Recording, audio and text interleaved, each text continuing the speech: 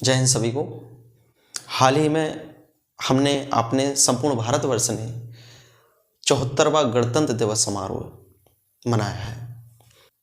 26 जनवरी 1950 को हमारे देश का संविधान लागू हुआ था और उसी दिन की स्मृति के रूप में हम किसे मनाते हैं? गणतंत्र दिवस समारोह को मनाते हैं। ठीक है। संविधान अर्थात हम ये कह सकते हैं सामान्य भाषा में कि किसी भी देश का शासन प्रशासन चलाने के लिए जिन नियमों की आवश्यकता होती है, जिस नियमावली की आवश्यकता होती है, उसे कहा जाता है संविधान। तो 74वां गणतंत्र दिवस समारोह मनाया गया और उससे संबंधित जो प्रमुख हाइलाइट्स हैं, उससे संबंधित जो प्रमुख बातें हैं, उनके बारे में हम करंट अफेयर्स के रूप में आज डिस्कस करेंगे। आपने कभी सोचा है कि अच्छे कार्यों के लिए पुरस्कृत किया क्यों जाता है और बुरे कार्यों के लिए दंडित क्यों किया जाता है? तो सामान्य सी बात है कि यदि अच्छे कार्य करेंगे तो उन कार्यों को प्रोत्साहित करने के लिए और दूसरे लोग उससे प्रेरणा लेकर उन कार्यों की बारंबारता करें, रिपीटिशन करें, इस कारण से पुरस्कृत किया जाता है। और दंडित इसलिए किया जाता होगा कि उन कार्यों की रिपीटिशन ना हो, बुरे कार्यों की रिपीटिशन ना हो, बारंबारता ना हो, उनको रोका जा सके, इसलिए दंडित किया जाता है। ठीक है। तो 26 जनवरी को गणतंत्र दिवस समारोह के आयोजन पर हमारे देश के विभिन्न नागरिकों को, जिन्होंने देश के लिए या समाज के लिए, समाज के कल्याण के लिए अनेक अच्छे कार्य किए, तो उनके अच्छे कार्यों को प्रोत्साहन के लिए कुछ पुरस्कारों की घोषणा हुई। हम उनके बारे में चर्चा करेंगे। जो भारत का सर्वोच्च नागरिक सम्मान है वो है भारत रत्न। आपने सुना होगा भारत रत्न। और भारत रत्न के बाद जो दूसरा सर्वोच्च सम्मान दिया जाता है वो कहलाते हैं पद्म पुरस्कार। तो 26 जनवरी को विभिन्न हस्तियों के नामों की घोषणा पद्म पुरस्कार के लिए हुई और इन्हें जो वितरित किया जाता है वो स्वतंत्रता दिवस समारोह अर्थात 15 अगस्त पर इन्हें वितरित किया जाता है। अर्थात हम ये कहेंगे कि जो पद्म पुरस्कारों की घोषणा होती है वो 26 जनवरी को होती है और जो दिए जाते हैं वो 15 अगस्त को प्रदत्त किए जाते हैं। ठीक है। तो 2023 में कुल जो पद्म पुरस्कार दिए गए हैं वो दिए गए हैं टोटल 106 लोगों को। 106 हस्तियों के नामों की घोषणा की गई है। किस लिए? पद्म पुरस्कार के लिए। तो सबसे पहले हम पद्म पुरस्कार के कुछ ऐतिहासिक पृष्ठभूमि को देखते हैं कि आखिर पद्म पुरस्कार है क्या। ठीक है, चलिए देखते हैं।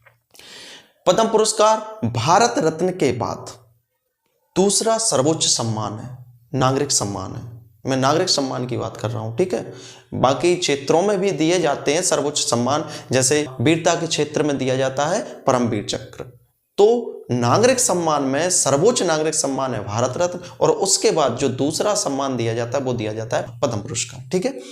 1954 को इनकी स्थापना हुई क्योंकि 1954 के पूर्व अनेक क्रांतिकारियों ने देश को आजाद कराने में योगदान दिया था, संविधान को बनाने में योगदान दिया था। तो उन लोगों को प्रोत्साहित करने के लिए, उन लोगों को पुरस्कृत करने के लिए इन पुरस्कारों की शुरुआत हुई थी वर्ष 1954 में। ठीक है। इनकी 3 श्रेणियां हैं। पद्म पुरस्कार दिए जाते हैं वो 3 श्रेणियों में दिए जाते हैं। जो सबसे पहली श्रेणी है वो है पद्म विभूषण।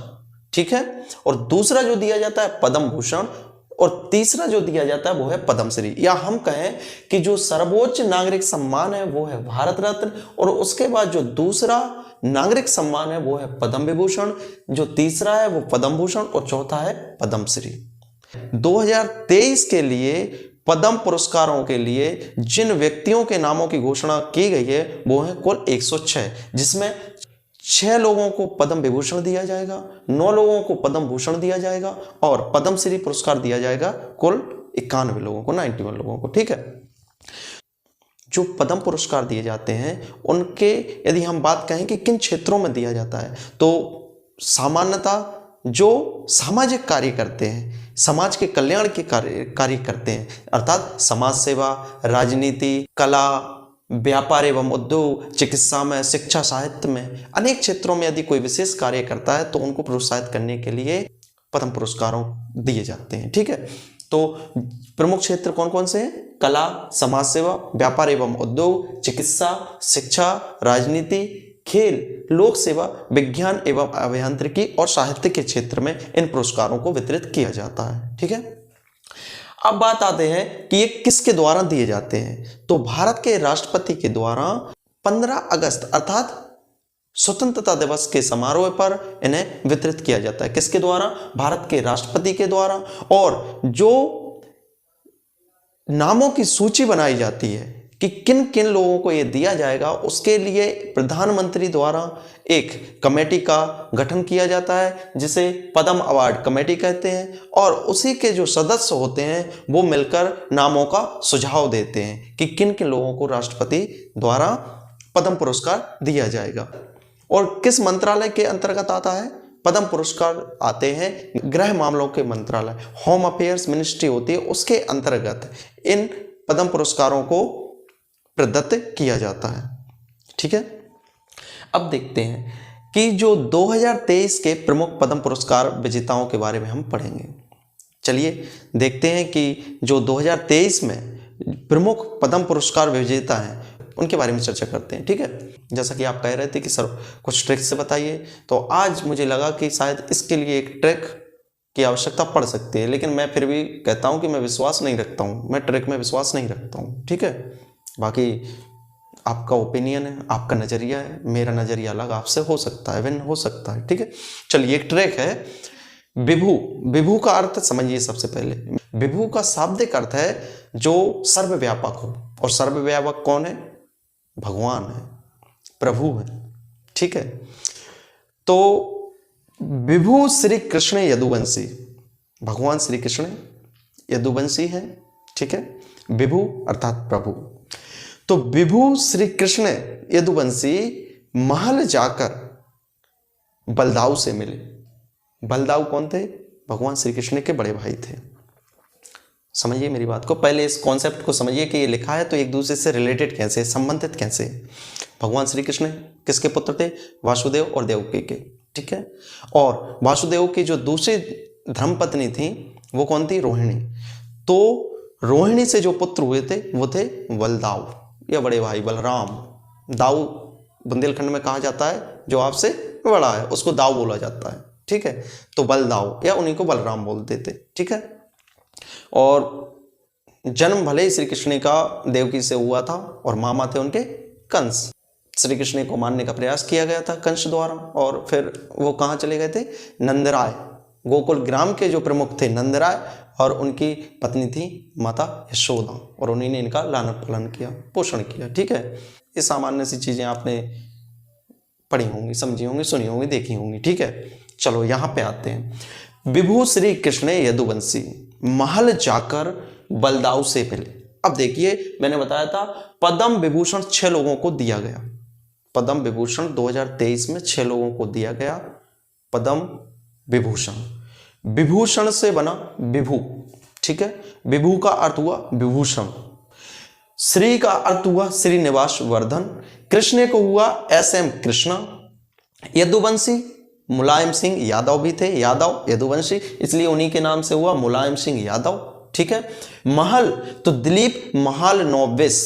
ठीक है, और जाकर से मिला जाकिर हुसैन, और बलदाऊ से मिला वाल कृष्ण दोषी। अब इन नामों को याद रखिए और इनको किन किन क्षेत्रों में दिया गया इस बारे में समझिए। श्रीनिवास वर्धन को विज्ञान एवं अभियांत्रिकी, जो कि यूएस में है, यूएसए में है, उनको दिया गया। ठीक है, दूसरे जो है वो है कृष्ण SM कृष्णा, जो कि कहाँ के मुख्यमंत्री थे? कर्नाटक के मुख्यमंत्री, और इन्हें राजनीति के क्षेत्र में पद्म विभूषण पुरस्कार दिया गया है। ठीक है, अब आता है यदुवंशी। यदुवंशी तो मुलायम सिंह यादव, और जो कहाँ के मुख्यमंत्री थे?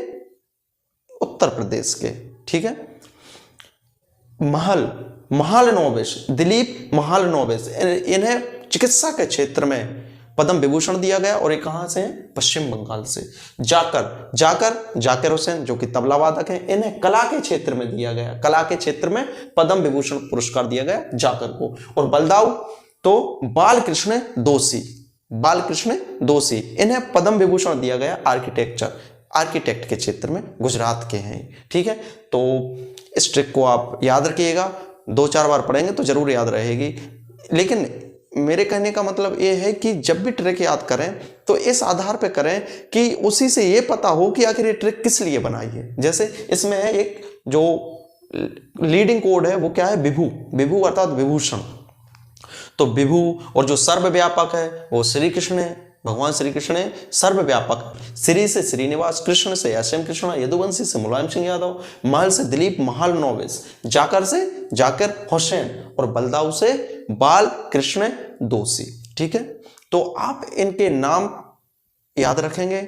और इसके बाद हम देखते हैं कि जो मध्य प्रदेश के कुछ लोगों के लिए पद्म पुरस्कार दिया गया है। अगली क्लास में हम मध्य प्रदेश के प्रमुख पद्म पुरस्कार विजेताओं के बारे में बात करेंगे, चर्चा करेंगे। ठीक है, उम्मीद करता हूं आपको ट्रिक पसंद आई होगी, आनी चाहिए, मेरा ऐसा प्रयास है।